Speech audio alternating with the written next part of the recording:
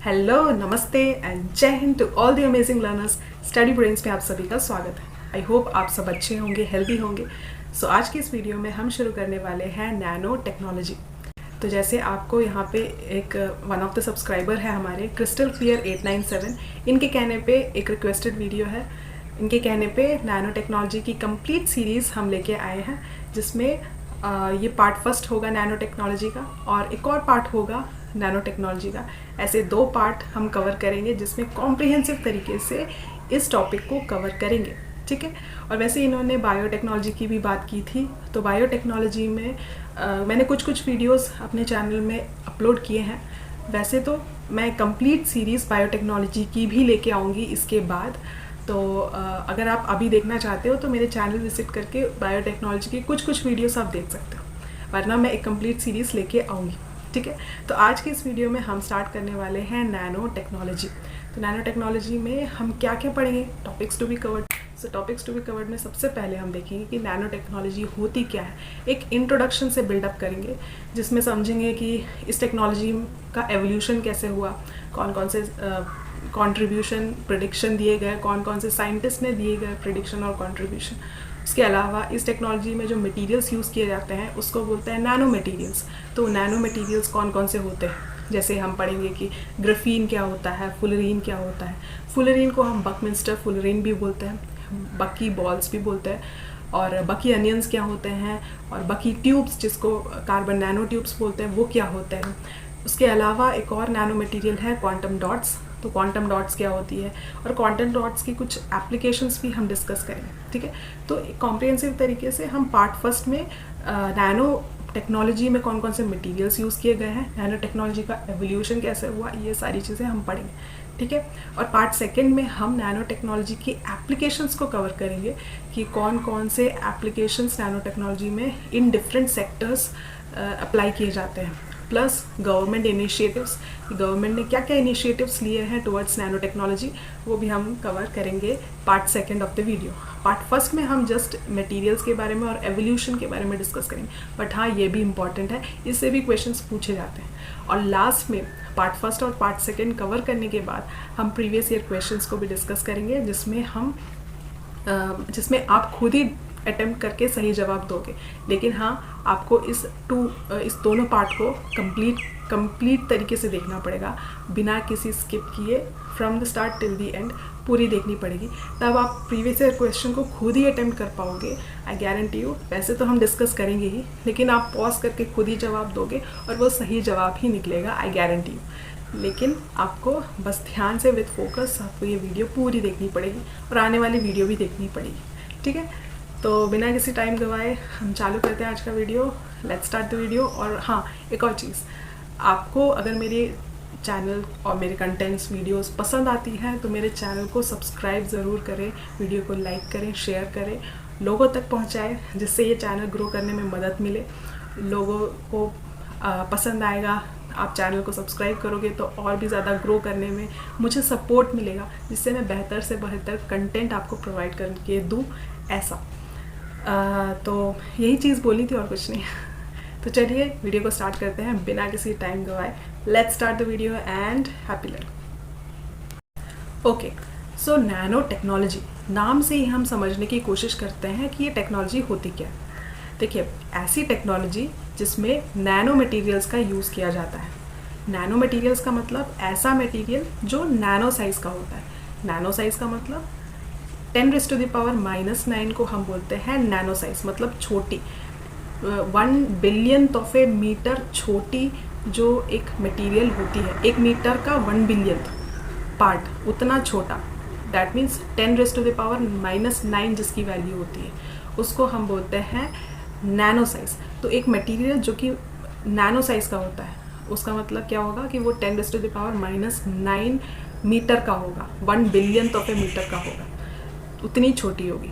तो ऐसे मटेरियल्स का यूज़ किया जाता है इस टेक्नोलॉजी में, नैनो टेक्नोलॉजी, ठीक है। अब वो मटेरियल कुछ भी हो सकता है, मेटल हो सकता है, नॉन मेटल हो सकता है, सेमीकंडक्टर हो सकता है। हम आगे पढ़ेंगे कौन कौन से मटेरियल्स यूज़ किए जाते हैं नैनो टेक्नोलॉजी में, लेकिन अभी के लिए आप इतना समझिए कि मटेरियल्स कुछ भी हो सकते हैं, ठीक है, जो नैनो साइज़ का है। अब नैनो मटेरियल्स की हम बात कर रहे हैं जो यूज़ किए जाते हैं इस टेक्नोलॉजी में, उसकी प्रॉपर्टीज़ हमको समझनी ज़रूरी है। पहला प्रॉपर्टी हमने समझ लिया कि वो 10⁻⁻⁹ मीटर की होती है, मतलब उतनी छोटी होती है, साइज़ उसकी नैनो साइज़ की होनी चाहिए, ये पहली प्रॉपर्टी। तो नैनो मटेरियल का पहला प्रॉपर्टी क्या हुआ, 10⁻⁻⁹ मीटर, मतलब नैनो साइज़ की होनी चाहिए वो पर्टिकुलर मटेरियल। दूसरी प्रॉपर्टी क्या है, दूसरी प्रॉपर्टी ये है कि उसकी फिज़िकल प्रॉपर्टीज़ चेंज होती है जैसे ही हम उसके साइज़ को कम करते जाते हैं। जैसे मान लीजिए कोई एक मटेरियल है, अगर वो बल्क में है और उसको धीरे धीरे करके डिसइंटीग्रेट करके तोड़ते हुए नैनो साइज़ में लेके आएंगे, तो उसकी फ़िज़िकल प्रॉपर्टी भी चेंज होती जाएगी। दैट मीन्स उसका हार्डनेस बढ़ता जाएगा। कोई भी एक बल्क मटेरियल है, उसको आप डिसइंटीग्रेट करते जाओगे तो उसकी फिजिकल प्रॉपर्टी चेंज होती जाएगी, दैट मीन्स उसकी हार्डनेस बढ़ती जाएगी। तो नैनो साइज मटेरियल की जो हार्डनेस है वो सबसे ज़्यादा होती है एज़ कम्पेयर टू वो वही मटेरियल जो बल्क में हो। तो फिज़िकल प्रॉपर्टीज़ उसकी चेंज हो जाती है। जब वो बल्क में मटेरियल होता है तो उसकी हार्डनेस कम होती है as compare to nano size की, ठीक है। थर्ड प्रॉपर्टी क्या है कि उसकी केमिकल रिएक्टिविटी भी चेंज होती जाती है। एक बल्क वाला मटेरियल, हम आगे पढ़ेंगे, एक बल्क वाला मटेरियल जब डिसइंटीग्रेट करते करते नैनो साइज मटेरियल में लेके आएंगे, तब उसकी केमिकल रिएक्टिविटी भी चेंज होती जाएगी। हम वो आगे अभी पढ़ेंगे, नेक्स्ट स्लाइड में हम पढ़ेंगे। थर्ड है उसका इलेक्ट्रिकल और ऑप्टिकल कंडक्टिविटी भी चेंज होती जाएगी। दैट मीन्स एक मटेरियल जो बल्क में होगा उसको डिसइंटीग्रेट करते जाओगे, और वो जैसे ही डिसइंटीग्रेट आप करते जाओगे तो उसकी ऑप्टिकल और इलेक्ट्रिकल कंडक्टिविटी चेंज होती जाएगी जितना आप छोटा करते जाओगे उस मटेरियल को। अब वो कैसे होती है, क्या होती है, वो हम नेक्स्ट स्लाइड में समझेंगे, ठीक है। ये जस्ट मैं आपको प्रॉपर्टीज़ का एक इंट्रोडक्शन समझा रही हूँ कि ये ऐसे ऐसे प्रॉपर्टीज़ होती है। इन प्रॉपर्टीज़ को सेटिस्फाई करने के बाद ही एक मटेरियल नैनो मटेरियल कहलाता है। ओके, सो पहली प्रॉपर्टी क्या है कि उसकी साइज़ 10⁻⁹ की होनी चाहिए, मतलब उतनी नैनो साइज़ की होनी चाहिए। सेकंड प्रॉपर्टी, उसकी फिजिकल प्रॉपर्टी चेंज होती जाएगी जैसे वो डिसइंटीग्रेट करते छोटे छोटे साइज़ में नैनो साइज़ में आता जाएगा, हार्डनेस बढ़ती जाएगी, फिजिकल प्रॉपर्टी चेंज होती जा रही है। थर्ड, उसकी केमिकल रिएक्टिविटी भी चेंज होगी, जो हम पढ़ेंगे आगे। और चौथा है जो उसकी मतलब इलेक्ट्रिकल और ऑप्टिकल कंडक्टिविटी है वो भी चेंज होती जाएगी। वो कैसे होती जाएगी वो भी नेक्स्ट स्लाइड में हम समझेंगे, ठीक है। ये प्रॉपर्टीज़ है, इस प्रॉपर्टीज़ को सेटिस्फाई करने के बाद ही कोई मटेरियल नैनो मटेरियल कहलाएगा और उसको इस टेक्नोलॉजी में यूज़ किया जाता है, इम्प्लीमेंट किया जाता है, ठीक है। ये प्रॉपर्टीज़। अब हम समझेंगे कि ये इलेक्ट्रिकल और ऑप्टिकल कंडक्टिविटी किस तरीके से चेंज होती है जैसे आप वो मटेरियल को नैनो साइज मटेरियल में लेके आते हो तो, ठीक है। तो वो कैसे, ध्यान से सुनिएगा, बड़ा ही इंटरेस्टिंग है, आपको एक बार में ही समझ में आ जाएगा। सो इलेक्ट्रिकल और ऑप्टिकल कंडक्टिविटी को समझने के लिए हमें एक टॉपिक समझना पड़ेगा जिसका नाम है क्वांटम कन्फाइनमेंट। इस क्वांटम कन्फाइनमेंट को समझने के बाद आप समझ पाओगे कि क्यों नैनो मटेरियल्स की इलेक्ट्रिकल और ऑप्टिकल कंडक्टिविटी चेंज होती रहती है। मतलब जैसे ही साइज़ कम करते जाएंगे इलेक्ट्रिकल ऑप्टिकल कंडक्टिविटी चेंज होती जाती है। वो कैसे, just because of quantum confinement. अब ये क्वांटम कन्फाइनमेंट क्या होता है ये समझेंगे, उसके बाद ही आप समझ पाओगे, क्योंकि ऑब्वियसली हमको समझना पड़ेगा प्रॉपर्टीज़ क्यों होती है, कैसे चेंज होती है, इसको जानना ज़रूरी हुई है, ठीक है। तो ध्यान से सुनिएगा। उसके लिए हमें थोड़ा सा बेसिक्स से जाना पड़ेगा, क्योंकि बेसिक्स से स्टार्ट करेंगे तो आपको प्रो लेवल तक अच्छे से समझ में आ जाएगा, ठीक है। देखिए, तो हमें थोड़ा सा बेसिक्स से समझना पड़ेगा। तो होता क्या है कि हम बचपन से पढ़ते आ रहे हैं कि एक एटम का जो स्ट्रक्चर होता है वो क्या होता है, उसके अंदर न्यूक्लियस होता है, न्यूक्लियस के अंदर प्रोटॉन्स और न्यूट्रॉन्स होते हैं, और इलेक्ट्रॉन्स उस न्यूक्लियस के अराउंड रिवॉल्व करता है in different energy levels. Different energy levels होती हैं और उस डिफरेंट एनर्जी लेवल्स पे इलेक्ट्रॉन्स रिवॉल्व करते हैं अराउंड द न्यूक्लियस, ठीक है। अब ये डिफरेंट एनर्जी लेवल्स क्या होती हैं, कहने का मतलब वैलेंस शेल होता है जो सबसे लोएस्ट एनर्जी शेल होता है, उसके बाद उससे ज़्यादा हायर एनर्जी लेवल, उसके बाद नेक्स्ट उससे भी हायर एनर्जी लेवल, फिर उसके बाद उससे भी नेक्स्ट हायर एनर्जी लेवल, ऐसे करते करते हायर एनर्जी लेवल्स की तरफ बढ़ता जाता है। तो वैलेंस शेल जो होता है वो सबसे लोएस्ट एनर्जी शेल होता है, उसके बाद उसकी एनर्जी लेवल बढ़ती जाती है। वो डिफरेंट एनर्जी लेवल्स होते हैं, उसमें इलेक्ट्रॉन्स रिवॉल्व करते हैं। ये एटॉमिक स्ट्रक्चर है जो हम स्कूल में भी पढ़ते हैं। ये मैं आपको क्यों समझा रही हूँ, आगे आप ध्यान से सुनिए, आपको सारी चीज़ें समझ में आ जाएगी, ठीक है। अब होता क्या है कि जो इलेक्ट्रॉन है, कोई भी इलेक्ट्रॉन है, जब एक्सटर्नल एनर्जी, कोई भी एक्सटर्नल एनर्जी हो सकती है जैसे लाइट एनर्जी, अब वो एक्सटर्नल लाइट एनर्जी कोई इलेक्ट्रॉन जब एब्जॉर्ब करता है तो वो इलेक्ट्रॉन एब्जॉर्ब करने के बाद, उस एनर्जी को एब्जॉर्ब करने के बाद जिस एनर्जी शेल पे वो रिवॉल्व कर रहा होता है, उस एनर्जी शेल को छोड़ के दूसरे हायर एनर्जी लेवल पे जो वो जंप करता है। सिमिलरली वही इलेक्ट्रॉन जब अपनी एनर्जी, वही एनर्जी को लूज़ करता है, रिलीज़ करता है, तो वो वापस लोअर एनर्जी लेवल की तरफ शिफ्ट करता है। कहने का मतलब ये है कि जब एक इलेक्ट्रॉन एक्सटर्नल एनर्जी, कोई लाइट एनर्जी है मान लो, उसको एब्जॉर्ब करता है, तो वो इलेक्ट्रॉन जिस एनर्जी लेवल पे वो रिवॉल्व कर रहा होता है उससे जंप करके हायर एनर्जी लेवल पे वो मतलब शिफ्ट हो जाता है, जंप कर देता है।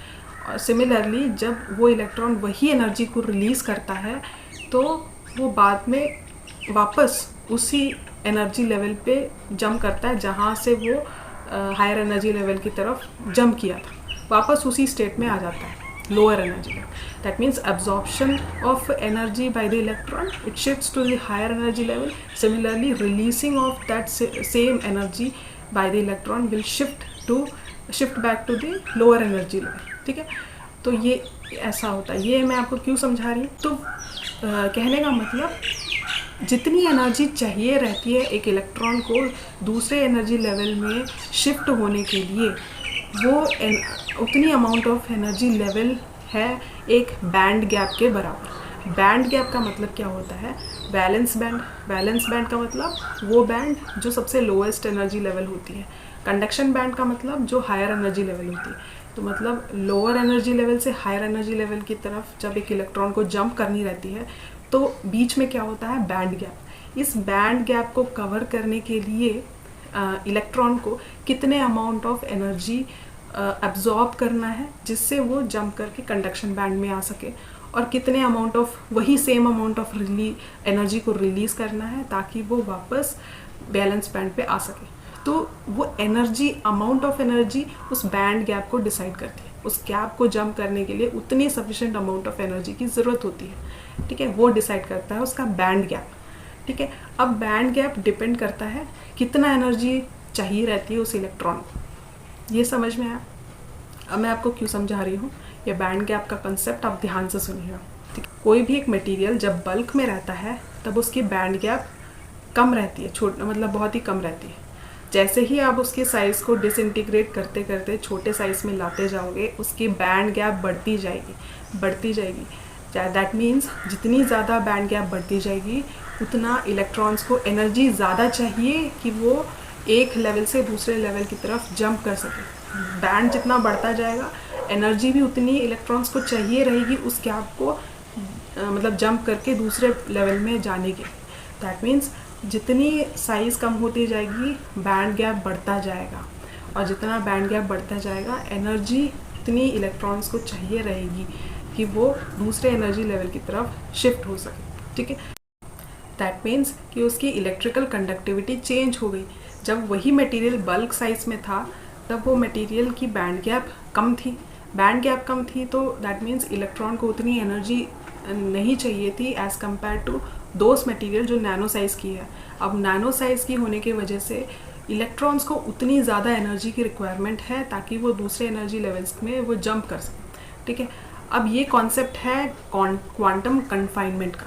क्वांटम कन्फाइनमेंट का मतलब जब एक मटेरियल बल्क में रहता है तो उसके इलेक्ट्रॉन्स ज़्यादा कन्फाइंड नहीं रहते, रेस्ट्रिक्टेड नहीं रहते as compare to those material, वही मटेरियल जो नैनो साइज़ का हो जाता है। जब उस मटेरियल को डिसइंटीग्रेट करके जब एक नैनो साइज़ में लेके आते हैं तो वही नैनो साइज़ का मटेरियल में जो इलेक्ट्रॉन्स पाए जाते हैं वो कन्फाइंड हो जाते हैं, रेस्ट्रिक्टेड हो जाते हैं। और रेस्ट्रिक्टेड हो जाते हैं दैट मीन्स वो एक फिक्स्ड पोजीशन में ही वाइब्रेट करने लगते हैं, और वो होता है क्वांटम कन्फाइनमेंट, जिसकी वजह से जब एक पर्टिकुलर मटेरियल है जब बल्क साइज़ में रहता है तब उसका कलर डिफरेंट रहता है as compare to that material when it will be in the nano size material. मतलब जब उसको डिसइंटीग्रेट करके एक नैनो साइज मटेरियल में लेके आते हैं तब उसका जो कलर होता है, उसका जो अपीयरेंस होता है वो डिफरेंट हो जाता है। उसी को हम बोलते हैं ऑप्टिकल कंडक्टिविटी।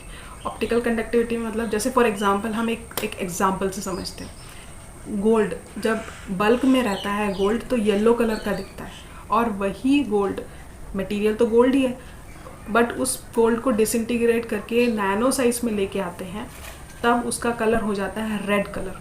क्यों? क्योंकि उसकी ऑप्टिकल कंडक्टिविटी चेंज हो जाती है, उसका अपीयरेंस चेंज हो जाता है। दैट मीन्स वही मटेरियल वही है, सेम मटेरियल है, बट उसकी ऑप्टिकल कंडक्टिविटी चेंज हो गई जस्ट बिकॉज कि उसकी साइज़ कम हो गई। वाई? बिकॉज उसके अंदर के जो भी सब एटॉमिक पार्टिकल्स होते हैं, जब गोल्ड है, जब वो बल्क में रहता है तब उसके अंदर के जो इलेक्ट्रॉन्स हैं, प्रोटॉन्स, न्यूट्रॉन्स, जो सब एटॉमिक पार्टिकल्स हैं, वो थोड़े बहुत फ्री रहते हैं as compare to those same material जब वो नैनो साइज में हो जाते हैं। तब उस सब एटॉमिक पार्टिकल्स एक फिक्स्ड पोजीशन में ही कन्फाइंड, रिस्ट्रिक्टेड रहते हैं, और उसके वजह से वो ईज़िली मूव नहीं कर पाते बल्क मटेरियल जैसे। इसकी वजह से उनके ऑप्टिकल अपीयरेंस, जो ऑप्टिकल कंडक्टिविटी है, वो डिफरेंट हो जाती है। जैसे गोल्ड येलो कलर का था बल्क मटेरियल में, लेकिन उसको नैनो में कर दिया तो वो गोल्ड रेड कलर की हो गई। ये एक एग्जाम्पल से हम समझें, ठीक है। अब सिमिलरली उसकी इलेक्ट्रिकल कंडक्टिविटी भी चेंज हो गई। जैसे मैंने आपको बताया कि एक बल्क मटेरियल को उतनी सफिशेंट अमाउंट ऑफ एनर्जी नहीं चाहिए रहती है as compare to the same material which is in the nano sized material, और उसकी इलेक्ट्रिकल कंडक्टिविटी चेंज हो गई। ज़्यादा एनर्जी की रिक्वायरमेंट चाहिए रहती है उस इलेक्ट्रॉन्स को जो मटेरियल में पाई जाती है। तो ये मैं आपको समझा रही हूँ, just because of the principle of quantum confinement this property satisfies that its electrical and optical conductivity changes when the material has been disintegrated into a nano sized, that means it is converted into a nano sized material। okay, तो ये concept है, ये property है, satisfy करती है क्योंकि just because of quantum confinement वाला principal इस पर अप्लाई होता है। और अगर आपको समझ में थोड़ा सा डाउट हो रहा है, कंफ्यूज हो रहा है, तो आप फिर से एक बार रिप्ले करके देखिएगा। बहुत ही इजी है, जस्ट एक बेसिक अंडरस्टैंडिंग होना बस ज़रूरी है, ज़्यादा डेप्थ पे जाने की ज़रूरत नहीं है, ठीक है। तो ये हो गया क्वांटम कन्फाइनमेंट, और उसमें हमने प्रॉपर्टीज़ को समझ लिया कि इलेक्ट्रिकल, ऑप्टिकल और केमिकल कंडक्टिविटी कैसे चेंज होती है। जिस तरीके से एक गोल्ड मतलब गोल्ड एक येलो कलर का होता है, उस तरीके से उसमें केमिकल चेंजेस आते आते वो रेडिश कलर का दिखने लगता है। तो एक तरीके से केमिकल कंडक्टिविटी भी चेंज हो जाती है एक पर्टिकुलर मटेरियल में, ठीक है, जब वो नैनो साइज का हो जाता है। ये कुछ प्रॉपर्टीज़ थे जिसको हमको समझना ज़रूरी भी था, और क्वांटम कन्फाइनमेंट प्रिंसिपल से हम समझ भी लिए इनको, ठीक है। अब क्वांटम कन्फाइनमेंट जो प्रिंसिपल है उस पर बेस्ड एक और नैनो मटेरियल है जिसको हम बोलते हैं क्वांटम डॉट्स। तो मैंने आपको पहले शुरू में क्या बोला था कि नैनो मटेरियल्स किसी भी मटेरियल्स से बन सकता है, चाहे वो मेटल हो, नॉन मेटल हो, सेमीकंडक्टर हो। तो क्वांटम डॉट्स कौन से मटेरियल से बना होता है? क्वांटम डॉट्स एक्चुअली में सेमीकंडक्टर होता है। वो सेमीकंडक्टर जो नैनो साइज़ के होते हैं उसको हम बोलते हैं क्वांटम डॉट्स, ठीक है। अब वो सेमीकंडक्टर्स जैसे कि सिलिकॉन हो गया, कैडमियम सेलेनाइड हो गया, तो ये ऐसे मटेरियल्स जो सेमीकंडक्टर होते हैं, मैंने आपको नाम दिए हैं, आप पढ़ सकते हो। तो ऐसे मटेरियल्स होते हैं सेमीकंडक्टर जो नैनो साइज़ के होते हैं, उसको हम बोलते हैं क्वांटम डॉट्स। तो क्वांटम डॉट्स जो नैनो मटेरियल्स हैं ये भी क्वांटम कन्फाइनमेंट वाले प्रिंसिपल को फॉलो करते हैं क्योंकि ये नैनो साइज़ के होते हैं। इसकी भी इलेक्ट्रिकल, ऑप्टिकल कंडक्टिविटी चेंज होती जाती है, इसकी भी फिज़िकल जो अपीयरेंस है, फिज़िकल जो हार्डनेस है वो बढ़ती जाती है जैसे नैनो साइज़ की हम डिसइंटीग्रेट करते जाएँ, और वैसे इसकी केमिकल कंडक्टिविटी भी चेंज होती जाएगी जैसे साइज़ कम करते जाएंगे। वैसे सारे प्रॉपर्टीज़ को ये सेटिस्फाई करती है क्वांटम डॉट्स, ठीक है। ये one of the type of nano material है क्वांटम डॉट्स जो सेमीकंडक्टर से बने। अब जैसे कि मैंने आपको बताया कि क्वांटम कन्फाइनमेंट वाले प्रिंसिपल को फॉलो करता है, तो दैट मीन्स ये जो क्वांटम डॉट्स हैं जैसे ये डिसइंटीग्रेट होते जाएंगे नैनो मटेरियल में, ये ज़्यादा ब्लूइश कलर की तरफ बढ़ते जाएंगे। दैट मीन्स ब्लू कलर वाला अपीयरेंस ज़्यादा दिखने लगेगा। और जैसे वो बल्क मटेरियल में, जैसे मान लीजिए कोई एक सेमीकंडक्टर है बल्क मटेरियल में, अब वो बल्क मटेरियल में होगा वो सेमीकंडक्टर, तो उसकी जो कलर होगी वो ज़्यादा रेडिश कलर की होगी। और जैसे ही वो सेमीकंडक्टर को डिसइंटीग्रेट करते करते करते नैनो साइज वाले मटेरियल में लेके आएंगे जिसको हम क्वांटम डॉट्स बोलते हैं। अब ये क्वांटम डॉट्स का जो कलर होगा वो ब्लूइश वाले कलर में ज़्यादा देखने को मिलेगा। दैट मीन्स अब ऐसा नहीं है कि वो बल्क मटेरियल, सेमीकंडक्टर मटेरियल जो है उसको डिसइंटीग्रेट करोगे, नैनो साइज में लेके आओगे तो तुरंत ही वो ब्लू कलर में दिखेगा। नहीं, पहले इनिशियली वो रेड कलर की तरफ ज़्यादा रहती है जब वो बल्क मटेरियल में रहती है। उसके बाद उसको जैसे ही डिसइंटीग्रेट करते हुए जाओगे उस सेमीकंडक्टर को, तो वो धीरे ब्लूइश कलर की तरफ वो बढ़ता जाएगा, उसका कलर अपीयरेंस ब्लूइश कलर की तरफ बढ़ता जाएगा। और जब वो क्वांटम डॉट्स के साइज़ में आ जाती है वो सेमीकंडक्टर, तब वो ब्लूइश कलर की दिखने लगती है। दैट मीन्स आपको रेड कलर से ब्लू कलर के बीच में जितने भी कलर के कॉन्ट्रास्ट है वो दिखने लगते हैं, डिफरेंट कलर कॉन्ट्रास्ट दिखने लगते हैं। ठीक है, तो ये मैं आपको बताऊंगी कि ऐसा क्यों होता है, क्या कहाँ एप्लीकेशंस ये क्वांटम डॉट्स के यूज़ किए जाते हैं। अभी बस इतना समझिए कि ये जो क्वांटम डॉट्स होते हैं, larger the material reddish will be the colour, and if we disintegrate that material, that semiconductor material, the bluish will be the color. That means if we see the color of that quantum dot, it will be towards the bluish color. Okay, so larger will be the material, reddish will be the color, smaller will be the material, bluish will be the color. Okay, एक और चीज़ note करिएगा, ये सिर्फ optical conductivity की बात कर, electrical conductivity की भी बात इसमें चेंज होती है।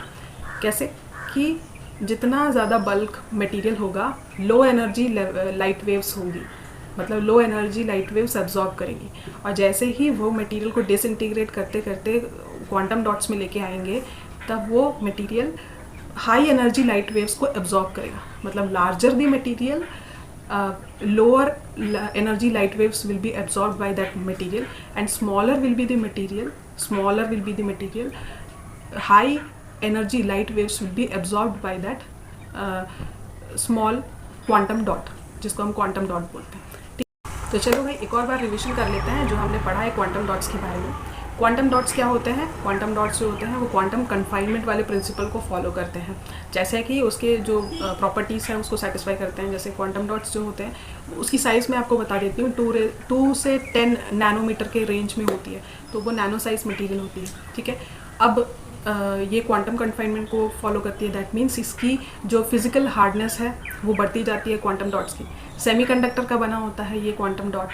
ठीक है, और जब एक बल्क मटेरियल सेमीकंडक्टर होता है तो वो रेडिश कलर का होता है, और जैसे ही उसको डिसइंटीग्रेट करते जाएंगे नैनो साइज में, जिसको क्वांटम डॉट्स बोलते हैं, तो ज़्यादा से ज़्यादा ब्लूइश कलर का कॉन्ट्रास्ट हमको देखने को मिलता है। तो मतलब रेड से लेके उसके कॉन्ट्रास्ट ब्लूइश कलर की तरफ बढ़ता जाता है। तो डिफरेंट रेंज ऑफ कलर्स हमको देखने को मिलते हैं रेड और ब्लू के बीच में। ठीक है, ऐसा थोड़ी ना कि साइज़ कम करते जाएंगे तो तुरंत ब्लू आ जाएगा। ब्लू धीरे धीरे करके साइज़ के अकॉर्डिंग वो कम होता जाता है, अब होता जाता है, ब्लूइश कलर होता जाता है। ठीक है, अब उसके अलावा एनर्जी, इलेक्ट्रिकल कंडक्टिविटी की बात करें तो larger will be the bulk material, semiconductor material, lower energy light waves will be absorbed by that material, and if we disintegrate into the small size and more amount of light energy will be absorbed by that material, and if the nano size material, that means a quantum dot, that more amount of light energy waves will be absorbed by it. That means high energy level वो quantum dot absorb करती है, और जितना bulk में जाते जाओगे low energy level वो absorb करती है। तो यहाँ पे जो भी मैं समझाई हूँ वो सारी चीज़ें मैंने लिखी हुई है, आप पढ़ सकते हो। ठीक है, ये सारी चीज़ें हैं, और क्वांटम डॉट्स के बारे में आपको ज़्यादा समझने की ज़रूरत नहीं, इतना काफ़ी। अब क्वांटम डॉट्स का एप्लीकेशन हमको देखना ज़रूरी है। तो क्वांटम डॉट्स इलेक्ट्रॉनिक्स डिवाइसेस में यूज़ किया जाता है। जैसे फॉर एग्जांपल आपने एक टीवी देखा होगा, QLED टीवी, उसमें क्वांटम डॉट्स का यूज़ किया जाता है। That means for better resolution और अच्छी पिक्चर क्वालिटी के लिए ये QLED टीवी में क्वांटम डॉट्स का यूज़ किया जाता है। Q का मतलब क्वांटम डॉट्स का यूज़ किया जाता है। दैट मीन्स अभी हमने क्या पढ़ा था कि उसकी ऑप्टिकल कंडक्टिविटी बड़ी ही गज़ब की होती है। तो दैट मीन्स जैसे ही उसकी साइज़ कम करते जाओगे, बड़े साइज़ से छोटे साइज़ के बीच में आपको अलग अलग रेंज के कलर कॉन्ट्रास्ट देखने को मिलते हैं, रेड और ब्लू के बीच में। तो ये एक डिफरेंट हाई रेजोल्यूशन और पिक्चर क्वालिटी का कॉन्ट्रास्ट, डिफरेंट कॉन्ट्रास्ट आपको देखने को मिलता है। तो ज़्यादा क्लियर होता है और ज़्यादा अच्छे रेजोल्यूशन देखने को मिलता है as compare to ordinary LED TVs. तो इस तरीके से क्वांटम डॉट्स इस इलेक्ट्रॉनिक डिवाइसेस में यूज़ किया जाता है। ये quantum dots health care sector में भी यूज़ किया जाता है। जैसे मैं आपको समझाती हूँ कि हेल्थ केयर सेक्टर में कैसे यूज़ किया जाता है। अब ये हेल्थ केयर सेक्टर में क्वांटम डॉट्स का यूज़ कैसे किया जाता है, अब आप पूछोगे। देखिए मैं आपको समझाती हूँ, बेसिक्स से समझते हैं तब आपको बहुत बेहतर तरीके से समझ में आएगा। ठीक है, जैसे कोई फॉर एग्जांपल कोई कैंसर ट्रीटमेंट है, तो कैंसर ट्रीटमेंट करने के लिए डॉक्टर्स क्या करते हैं, कीमोथेरेपी, सर्जरी वगैरह करते हैं।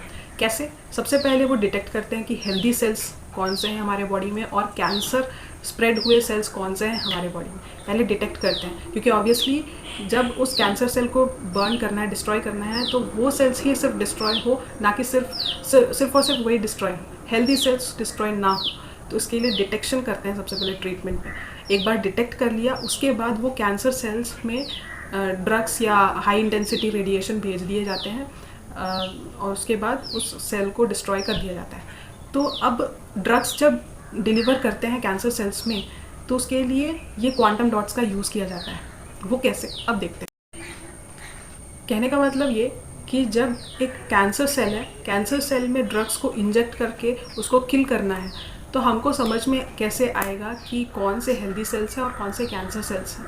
तो कभी कभी डॉक्टर्स जब ट्रीटमेंट करने के टाइम पे इस क्वांटम डॉट्स को ऐसा विजुअल टैग यूज़ किया जाता है। विजुअल टैग का मतलब, कहने का मतलब, जब ड्रग्स को डिलीवर किया जाता है, हम आगे पढ़ेंगे कि कैसे डिलीवर किया जाता है वगैरह। अभी आप इतना समझिए कि जब कैंसर सेल हो, किसी सेल को बर्न करना, डिस्ट्रॉय करना है जो हमारे बॉडी के लिए हार्मफुल है, तो उस कैंसर सेल को जब डिस्ट्रॉय करना हो, ड्रग्स भेजना है, तो उसके साथ साथ वो क्वांटम डॉट्स भी टैग कर देते हैं उस ड्रग्स के साथ, ताकि डिटेक्ट कर सके कि कौन सा सेल उन्होंने डिस्ट्रॉय किया है, क्या वो हेल्दी सेल है, क्या वो कैंसर सेल है। तो डिटेक्शन के लिए एक तरीके से यूज़ किया जाता है फॉर विजुअल टैगिंग। जैसे कैंसर सेल्स कौन कौन से, एक पर्टिकुलर कलर दे दिया जाता है, क्योंकि हमें पता है कि इसकी क्वांटम डॉट्स की ऑप्टिकल कंडक्टिविटी बहुत ही गजब की होती है।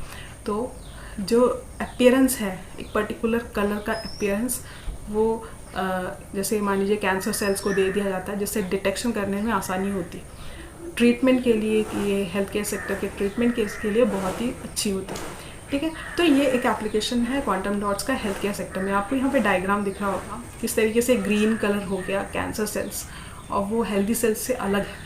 वो क्वांटम डॉट्स है जो ग्रीन कलर कर दिए उस कैंसर सेल्स को, जिससे डिटेक्ट कर सकता है और उसी सेल्स को डिस्ट्रॉय करने में, ट्रीटमेंट में मदद मिलेगी। ठीक है, तो नेक्स्ट एप्लीकेशन क्या है? नेक्स्ट एप्लीकेशन है कि इसका यूज़, क्वांटम डॉट्स का यूज़ काउंटरफीटिंग को कॉम्बैक्ट करने में हेल्प हो सकती है। दैट मीन्स नकली नोट छापने में। होता क्या है कि जैसे same optical conductivity, quantum dots की एक बेटर कॉन्ट्रास्ट कलर रेंज होती है, डिफरेंट कलर रेंज प्रोवाइड करता है क्वांटम डॉट्स। तो होता क्या है, जब करेंसी में एक पर्टिकुलर ऐसा कलर दे दिया जाए जो कभी नकली नोट छापने वाले भी ना बना सके। अगर मान लीजिए कोई एक ऐसा नॉर्मल सा कलर दे दे जो नकली नोट छापने वाले हैं, काउंटरफीटिंग वाले, उनको आराम से बनाने में आसानी होगी। लेकिन क्वांटम डॉट से एक डिफरेंट कलर रेंज प्रोवाइड करता है, कुछ ऐसे ऐसे कलर्स को मिक्स करके एक नया कलर प्रोवाइड करके देता है जो इवन काउंटरफीटिंग वाले भी मतलब ना कर सके। तो क्वांटम डॉट्स का भी एक एप्लीकेशन काउंटरफीटिंग को कॉम्पैक्ट करने में यूज़ किया जाता है।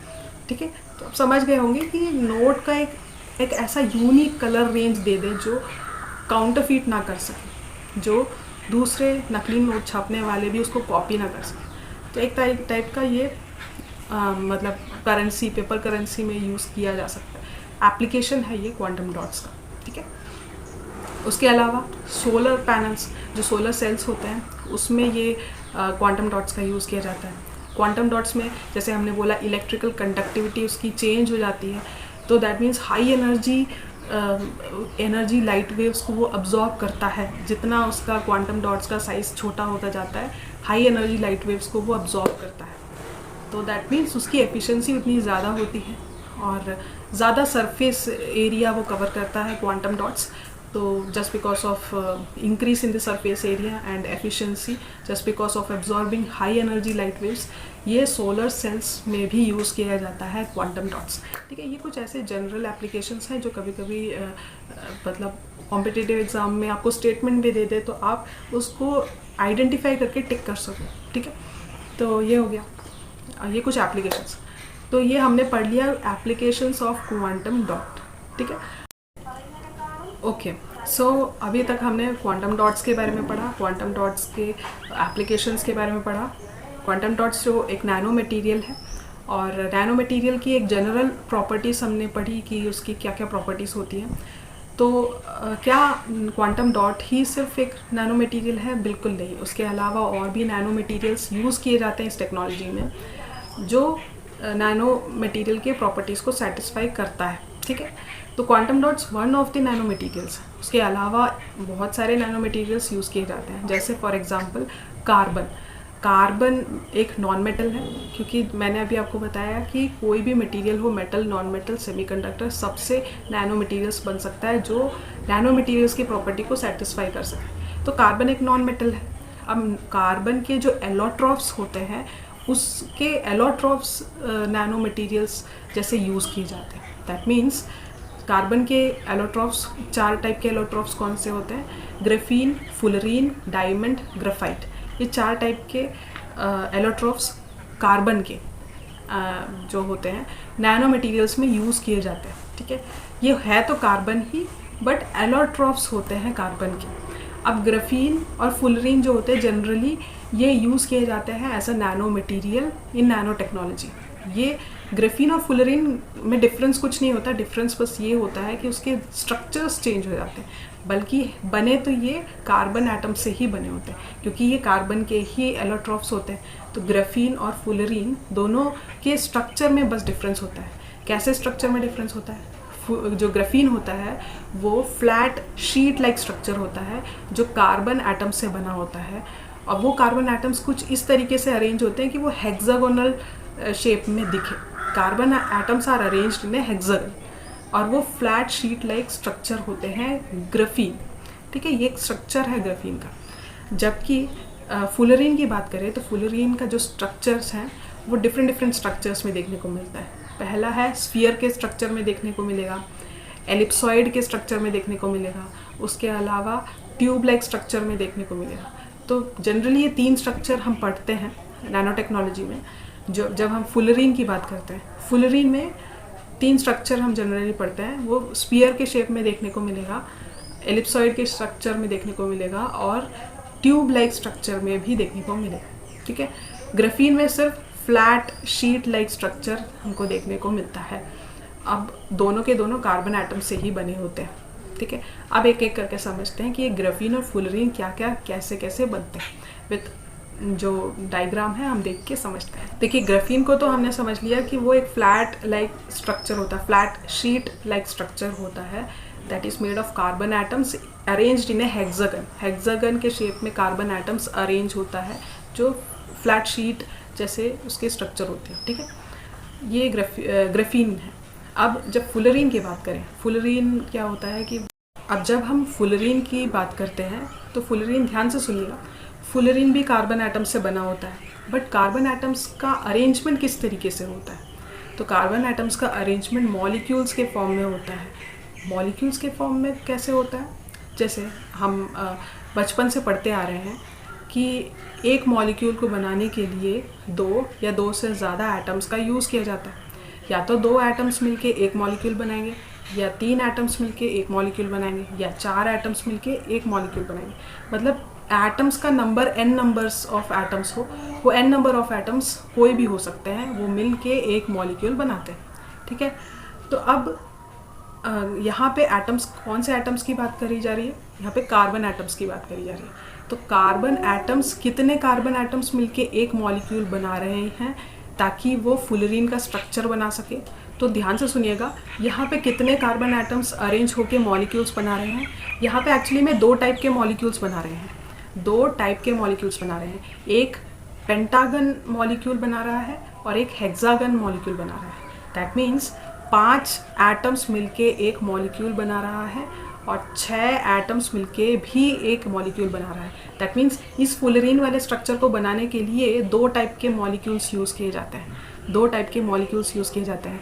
पहला मॉलिक्यूल्स जो होता है, पहला जो मॉलिक्यूल होता है उसमें 5 टाइप के एटम्स होते हैं, और दूसरा जो मॉलिक्यूल, दूसरे टाइप का मॉलिक्यूल है उसमें 6 टाइप के एटम्स उसमें मतलब मिलके बनाते हैं। तो दैट मीन्स कि इस फुलरीन स्ट्रक्चर को बनाने के लिए पेंटागन और हेक्सागन वाले जो एटम्स हैं, पेंटागन मॉलिक्यूल और हेक्सागन मॉलिक्यूल, दोनों टाइप के मॉलिक्यूल्स मिलके फ्यूज़ करके वो एक ball like structure, cage like structure बना रहे हैं, उसको हम बोलते हैं बकमिंस्टर फुलरीन। ठीक है, Buckminster fullerene is a type of fullerene जो स्फीयर का शेप होता है। जैसे मैंने आपको बताया बॉल लाइक स्ट्रक्चर जो होता है वो स्फीयर का स्ट्रक्चर होता है। अब वो केज लाइक स्ट्रक्चर बोल सकते हैं जो कार्बन एटम्स जो पेंटागन वाले मॉलिक्यूल्स और हेक्सागन वाले मॉलिक्यूल्स से मिलके दोनों केज लाइक स्ट्रक्चर बनाते हैं, स्फीयर का शेप होता है, और उसको हम बोलते हैं बकमिंस्टर फुलरीन। ठीक है, इसको एक और नाम से बोला जाता है, इसको हम बोलते हैं बकी बॉल्स। बकी बॉल्स और बकमिंस्टर फुलरीन, फिर से मैं आपको बताती हूँ। बकमिंस्टर फुलरीन, बकी बॉल्स किसको बोलते हैं? जो स्फीयर लाइक स्ट्रक्चर होता है, कार्बन एटम से बना होता है। कार्बन एटम्स, कितने कार्बन एटम्स? 2 टाइप के मॉलिक्यूल्स वाले कार्बन एटम्स होते हैं। एक टाइप का मॉलिक्यूल वो होता है जिसमें 5 कार्बन एटम्स से मिलके बनता है, और दूसरा टाइप ऑफ मॉलिक्यूल है जो 6 कार्बन एटम्स से मिलके बना होता है। तो मतलब पेंटागन और हेक्सागन वाले मॉलिक्यूल्स मिलके इस केज लाइक स्ट्रक्चर को बना रहे हैं, जिसको हम स्फीयर बोल सकते हैं, और इसका नाम है बकमिंस्टर फुलरीन, जिसको हम बोलते हैं बकी बॉल्स। बकमिंस्टर फुलरीन, ये बकमिंस्टर फुलर करके एक आर्किटेक्ट थे, उन्होंने एक डोम डिज़ाइन किया था। वो डोम कहीं ना कहीं रिसेंबल होता था इस स्ट्रक्चर के साथ, तो इसलिए उन आर्किटेक्ट के नाम के ऊपर इस मतलब डिज़ाइन को, इस फुलरीन को, नैनो मटेरियल को नाम दे दिया गया Buckminster fullerene, cage like structure. ठीक है, इसको बकी बॉल्स भी बोलते हैं। एक चीज़ नोट करिएगा कि ये जो बकमिंस्टर फुलरीन होते हैं, जो स्फीयर के शेप में होते हैं, केज लाइक स्ट्रक्चर जो हमने बताया, हमने अभी डिस्कस किया, वो कार्बन एटम्स, उसमें कितने total number of carbon atoms होते हैं? उसमें 60 कार्बन एटम्स होते हैं। एक बकमिंस्टर फुलरीन जो स्फीयर लाइक स्ट्रक्चर होता है, उसमें 60 कार्बन एटम्स मिलके एक स्ट्रक्चर बनाते हैं, फुलरीन का एक केज लाइक स्ट्रक्चर बनाते हैं। तो 60 कार्बन एटम्स होते हैं बकमिंस्टर फुलरीन का। ठीक है, बाकी अनियंस क्या होते हैं? बाकी अनियंस कुछ नहीं होते, वो भी स्फीयर के शेप में होते हैं, लेकिन डिफरेंस क्या होता है, वो हॉलो नहीं होते। बकी बॉल्स जो होते हैं बकमिंस्टर फुलरीन, वो हॉलो होते हैं, केज लाइक स्ट्रक्चर होता है, बट वो अंदर से वो हॉलो रहते हैं। लेकिन बाकी अनियंस हॉलो नहीं होते, नेस्टेड टाइप के रहते हैं, एक हॉलो नहीं रहते, नेस्टेड टाइप के रहते हैं। वो यहाँ पे एक फ़ोटो भी दिख रहा होगा, उसको हम बोलते हैं बकी अनियंस, अनियंस टाइप के होते हैं। ठीक है, ये एक स्ट्रक्चर है बकी अनियंस का। सो बकी बॉल्स हमने पढ़ लिया, बकी अनियंस पढ़ लिया। अब आते हैं बकी ट्यूब्स में। तो जिस तरीके से बकी बॉल्स फुलरीन के फैमिली में आता है, बकी अनियंस भी फुलरीन के फैमिली में आता है, ऐसे ही बकी ट्यूब्स भी फुलरीन के फैमिली में आता है। जैसे मैंने आपको बताया, ट्यूब लाइक स्ट्रक्चर होता है, स्फीयर लाइक स्ट्रक्चर होता है, और एलिप्सॉइड टाइप का स्ट्रक्चर भी होता है। ठीक, और ट्यूब्स की जब हम बात करें, बकी ट्यूब्स की, तो बकी ट्यूब्स भी फुलरीन के ही फैमिली से आता है। अब ये ट्यूब्स कैसे होते हैं? आपको यहाँ पे दिख रहा होगा डायग्राम, ट्यूब लाइक स्ट्रक्चर होता है। इसका एक और नाम है बकी ट्यूब्स का, जिसको हम बोलते हैं carbon nano tubes. Carbon nano tubes को ही हम बकी ट्यूब्स बोलते हैं। अब ध्यान में रखने की बात यह है कि जितने भी स्ट्रक्चर हमने पढ़े हैं उसको एक साथ हम कंबाइन कर सकते हैं। कैसे? ग्राफीन हमने शुरुआत में पढ़ा कि वो हेक्सागोनल कार्बन एटम्स जैसे अरेंजमेंट होती है, और वो शीट लाइक स्ट्रक्चर देखने को मिलता है।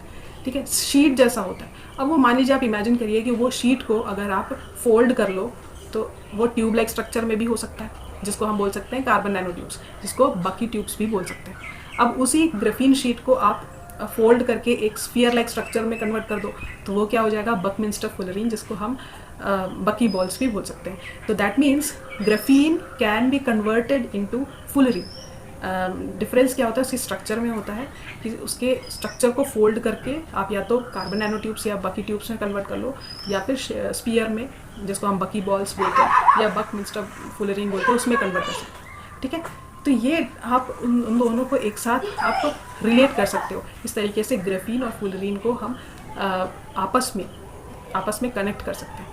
ठीक है दोनों ही कार्बन के एटम्स, और है दोनों एलोट्रॉप्स ऑफ कार्बन है। और ये हमने समझा कि किस तरीके से नैनो मटेरियल्स होते हैं ये ग्राफीन और फुलरीन, जिसके अंदर हमने सब टाइप पढ़े कि बकी बॉल्स जो फुलरीन की फैमिली के होते हैं, बकी बॉल्स, बकी अनियंस, और इसके कार्बन नैनो ट्यूब्स जिसको बकी ट्यूब्स भी बोलते हैं। ये सारी चीज़ें हमने कवर की। अब कार्बन नैनो ट्यूब्स की बात कर लेते हैं। तो कार्बन नैनो ट्यूब्स को हम बकी ट्यूब्स बोलते हैं। तो ये एक तरीके से ट्यूब लाइक स्ट्रक्चर होता है, सिलिंड्रिकल शेप होता है। जिस तरीके से एक ग्राफीन, एक सिंगल लेयर फ्लैट शीट जो ग्राफीन होता है उसको फोल्ड करके आप एक स्ट्रक्चर में ले आ सकते हो, जिसको कार्बन नैनो ट्यूब्स बोल सकते हैं। ट्यूब लाइक स्ट्रक्चर होता है।